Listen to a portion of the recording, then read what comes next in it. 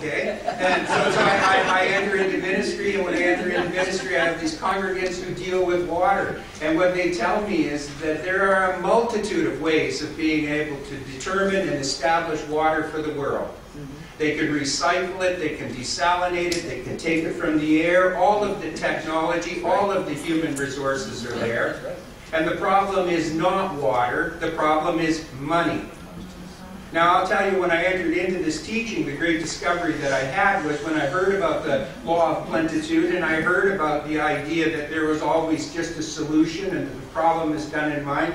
I don't know about you, but I struggled with that, because I looked around, I looked at the world, and I saw that there were starving people, and I saw that there were people without water, I saw that there were people without education, I saw that there were people who weren't getting medical care, and I said, how can I possibly justify this with this belief system that I look at?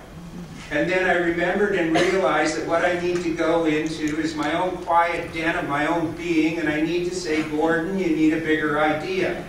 And the bigger idea is this. The bigger idea is we don't have a problem with water, we don't have a problem with food, we have a problem with money. Then I recognize and see the meltdown on Wall Street. I see $5, $6, $7 trillion being put into it. I recognize and witness us going to war to fight. I see $1 trillion a year for every little war that's out there. And I begin to realize that we don't have a problem with food, we don't have a problem with water, we don't have a problem with money. We have a problem with an idea that somehow or other that what we need as a world is a bigger idea. And the bigger idea we need to have is an idea that there is enough for everybody. And that we only hang on to the old ideas for the last 2,000 or 3,000 years because we're slow. And what we have to do is wake up and move forward into it. Because here's the truth. If you go to any country or any place in the world today, and you gather together the population, and you put 1 million people in one particular area, and you ask that 1 million people in that particular area whether they think people should do without water, do without food, do without education, do without medical care, that children should die because of that, there is not a single person who would be in favor of that.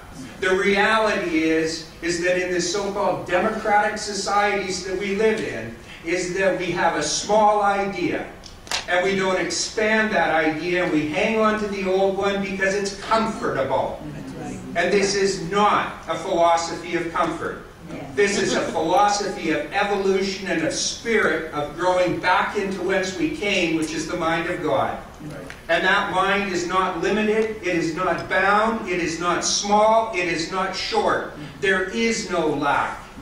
There is nothing to be frightened of. What we need in the world today is a bigger idea. We need to have the will and the intention to live the life that we really want to live, and quit falling down to an old archaic way of looking at the world that does not work anymore. That is evolution. Thank you.